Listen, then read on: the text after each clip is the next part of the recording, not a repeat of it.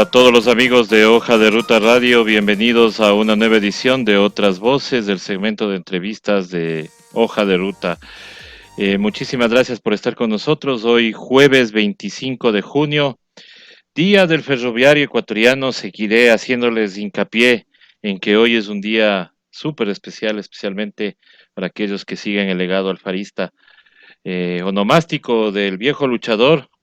Hoy cumplía años el general Eloy Alfaro, y también el recuerdo de la llegada del ferrocarril del sur a Chimbacalle, un 25 de junio de 1908, y por eso mismo, el, el, eh, el recuerdo de los ferroviarios ecuatorianos. Damos la más cordial bienvenida a todas las personas que se están conectando en este momento con nosotros. Y asimismo damos la bienvenida al doctor Santiago Guerrero, quien es investigador del Centro de Genética y ahí sí y genómica, perdón, de Genómica. la genómica de la UTE, de la Universidad UTE, mil disculpas. Porque queremos conversar con el doctor porque la universidad ha realizado diferentes investigaciones y una de ellas es que se ha detectado el virus del COVID-19 en las aguas hervidas de Quito.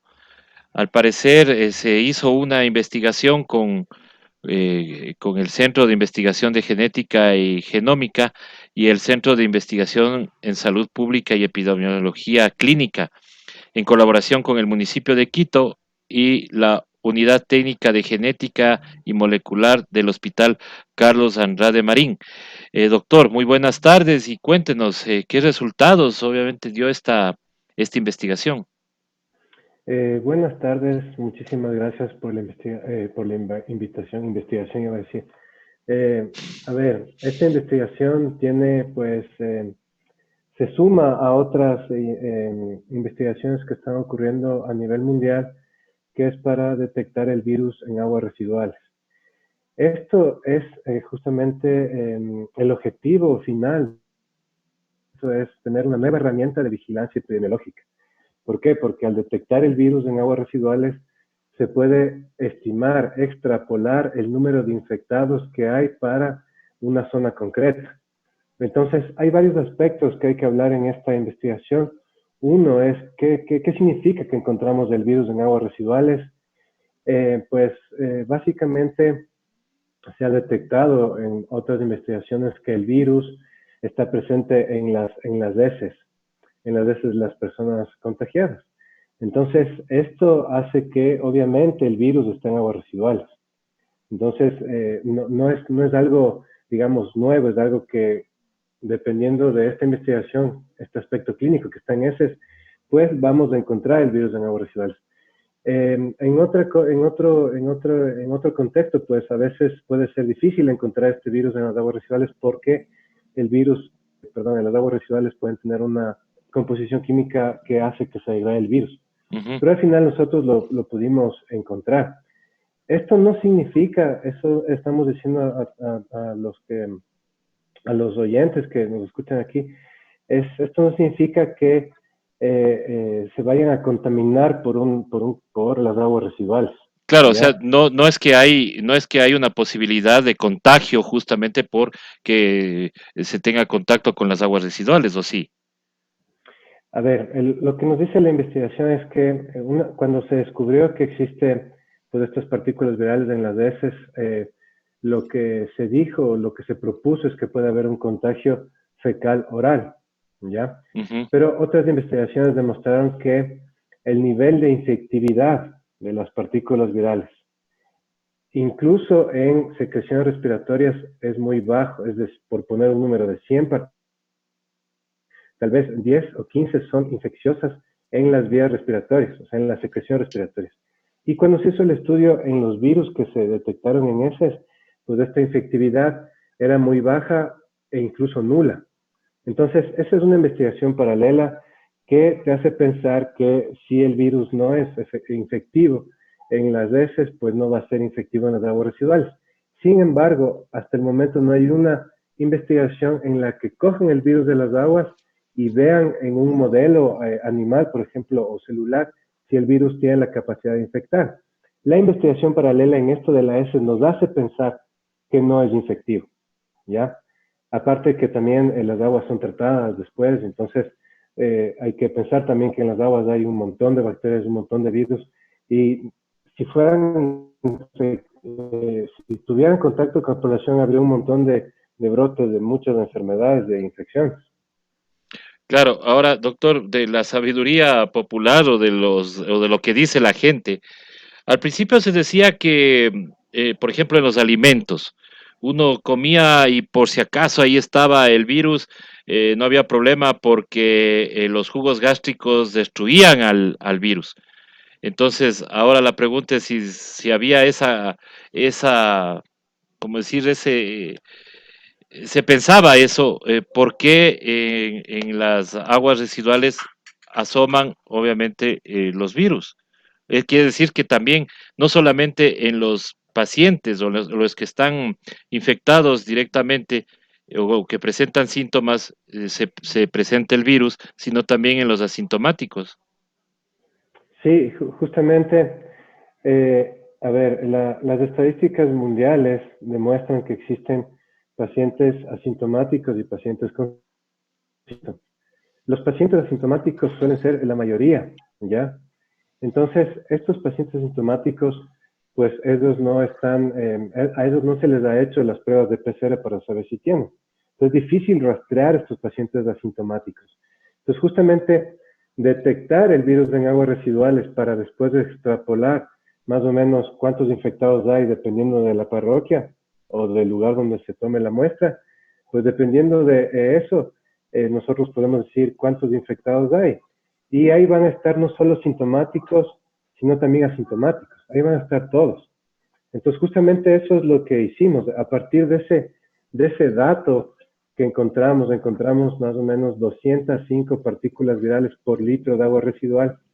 A partir de ese dato y con otros análisis estadísticos matemáticos realizados por los investigadores de CIESPEC, pues encontramos que el número de infectados para la parroquia dada es del 70% más de lo que se reportó oficialmente. Eso justamente es lo que esperamos, porque tenemos estos casos asintomáticos que no se detectan en la población, no se detectan en las cifras oficiales. Ahora, ¿hay otro tipo de investigaciones a nivel mundial sobre esto de la carga viral o que pueda ser de transmisión el hecho de que esté el virus en las aguas residuales? Sí, a ver, la investigación surgió en algunas ciudades, en Massachusetts, por ejemplo, en Australia también se hizo la misma investigación, en Costa Rica también, pero justamente la idea de estas investigaciones es poder tener una herramienta paralela a los otros indicadores para saber el número de contagiados. Entonces, digamos, tenemos las cifras oficiales, tenemos el número de muertos, tenemos el nivel de saturación de los hospitales y tendríamos la estimación de contagiados en aguas residuales. Entonces, a partir de eso, pues, la idea de este proyecto es poder ver, por ejemplo, cómo va evolucionando los virus en aguas residuales y por ende los contagiados en el tiempo. O sea, cuando pasemos tal vez al semáforo verde. Esta muestra que hicimos justamente fue antes de pasar al semáforo amarillo. Entonces, después, posteriormente, vamos a tomar otras muestras para ver cómo va evolucionando este virus, si va bajando, si va aumentando, y así es dar una herramienta más para una toma de decisiones políticas. Ya, pero ahí, o sea, a mí me da a entender de que, o sea, las cifras que nos están dando no son las reales, ¿no? Obviamente tenemos, parece que una diferencia hacia el alza de lo que se ha investigado, de lo que nos han dicho, porque de la investigación que ustedes han sacado, pues ven que hay muchas más contagios que los que se reportan. Sí, obviamente es de dominio público que no se han hecho suficientes test de PCR a nivel nacional de diagnóstico, es de conocimiento público que las muestras están retrasadas, que no hay suficientes laboratorios para poder hacer estos diagnósticos. Entonces, por ende, y aparte de todo esto, también tenemos esta parte de la gente asintomática. Entonces, es evidente que el número, al menos en aguas residuales, sí va a salir mucho más de lo oficialmente reportado. Y entonces, por eso es que tenemos estas cifras. Claro. Ahora, de la investigación que ustedes ya realizaron y que van a volver a hacerla, como usted me dice, van a volver a tomar muestras y todo lo demás, ¿qué recomendaciones le darían a ustedes a la ciudadanía? Pues justamente, a ver, yo personalmente pienso que para poder decidir si pasamos de un semáforo rojo o verde, o volver al rojo, perdón, amarillo o verde, es importante que esto se haga en base a, a un aspecto técnico, ya, en base a la ciencia. Entonces, digamos que nuestros gobernantes tienen que guiarnos y decirnos, la curva bajó, hay menos contagiados y por ende pasamos al semáforo amarillo o al semáforo verde o volvamos al semáforo rojo. Pero nuestros gobernantes tienen que guiarnos en base a los datos estadísticos científicos. Es en este sentido, pues, a pesar de que hemos pasado un semáforo amarillo, la recomendación para la sociedad es justamente que sigan estas normas de bioseguridad. Pero yo pienso justamente que no, el hecho de que hayan subido los contagios en Quito no es porque la gente, bueno, en cierto porcentaje, no es porque la gente no esté haciendo las cuestiones de bioseguridad, sino porque los líderes políticos deberían justamente guiarnos y decirnos, saben que hay muchos contagios, no salgan, no salgamos y vamos a estar en el semáforo rojo. Pero no es así. Claro, no es Y así. he visto académicos médicos que dicen justamente que echan la culpa a la población. Y eso no es posible. O sea, el gobernante, el que te tiene que decir, esto hay muchos contagios, quedémonos en casa, sigamos con el semáforo rojo, o por el contrario, tomemos los datos estadísticos y decidamos pasar al semáforo amarillo o por ende al verde. Pero obviamente, si ya pasamos del amarillo, necesitamos seguir con estas medidas de bioseguridad, no hay que relajar. Exactamente, y es algo como lo que está sucediendo en Argentina, que ya ellos están hablando nuevamente del confinamiento. En Colombia, luego de semejante decisión política del día sin IVA, al parecer ahora el confinamiento va hasta julio. Entonces hay que tomar las decisiones, porque si dejamos pasar, pues vamos a tener otro tipo de Sí, noticias y que no van a ser exactamente. nada alentadoras. Sí. Históricamente, pues las segundas olas, terceras olas han tenido consecuencias muy graves para la humanidad también, ¿no? Entonces, hay que aprender un poco también de la historia y sobre todo, pues, más bien el mensaje a la sociedad no sería sino, más bien el mensaje hacia los políticos es que justamente tomen estas cuestiones científicas para la toma de decisiones políticos sanitarias. De ahí el mensaje obviamente a la sociedad es que no se relajen, que hagan las medidas de bioseguridad correctas, etcétera, ¿no? Pero el mensaje es más bien hacia nuestros gobernantes que nos están diciendo si salir o no. Claro, porque acá tenemos políticos que ya anuncian que vencieron al COVID, pero ni las grandes potencias han anunciado eso, pero acá dicen que sí, que ya lo han vencido.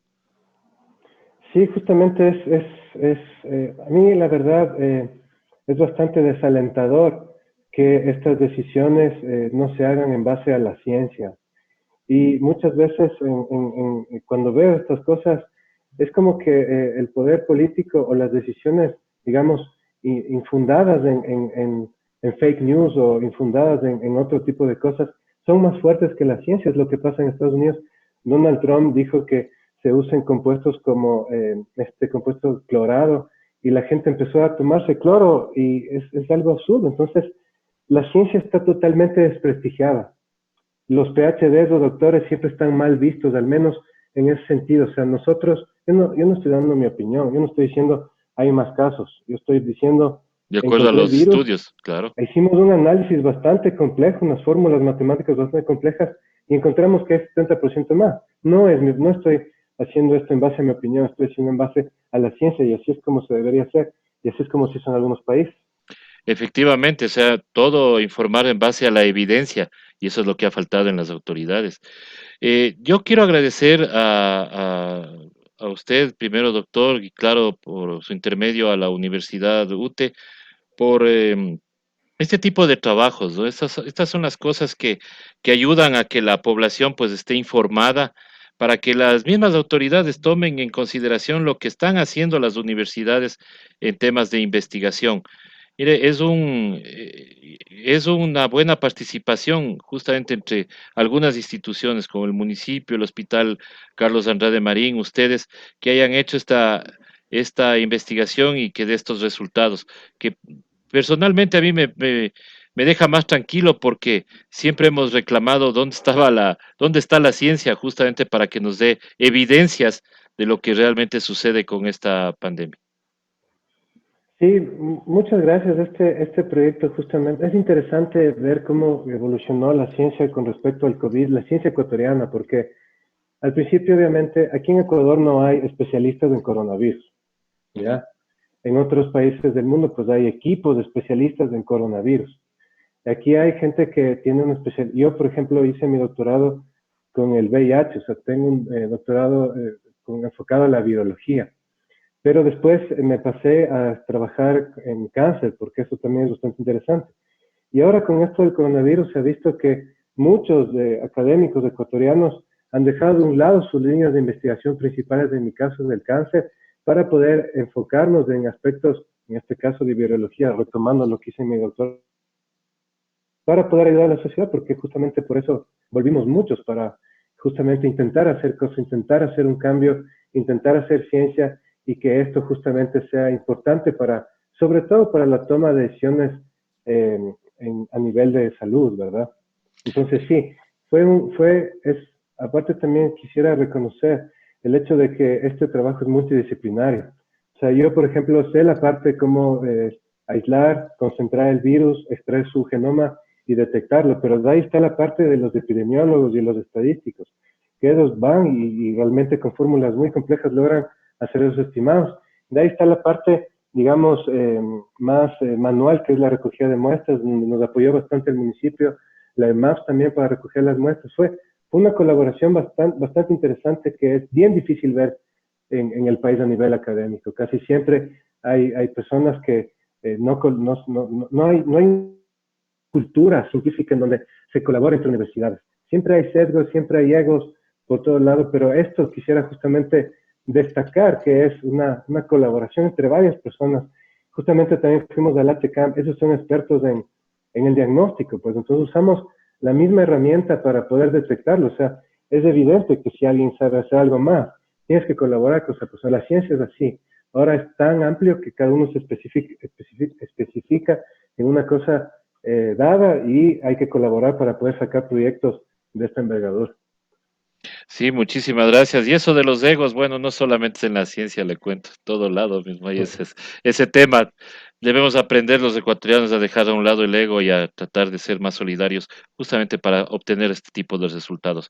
Doctor, muchísimas gracias nuevamente. Gracias a todas las personas que han trabajado en este proyecto porque es una de vital información. Obviamente hay que tomar con calma la investigación, es un primer paso. Luego vendrá, pues, obviamente, otra tomas de muestras, veremos ahí los resultados y esperemos, ojalá sean mucho más halagadores y más tranquilizadores para la ciudadanía. Doctor, su mensaje final.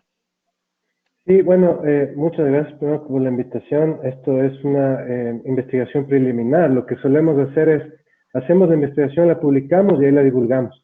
Pero recordemos que estamos en una emergencia sanitaria, entonces es importante saber paso a paso qué estamos haciendo. Los resultados preliminares que tenemos son fiables, pero sin embargo hay que tener cautela para poder tratarlos, porque ya dirán que tal vez porque tenemos más infectados habrá inmunidad de rebaño.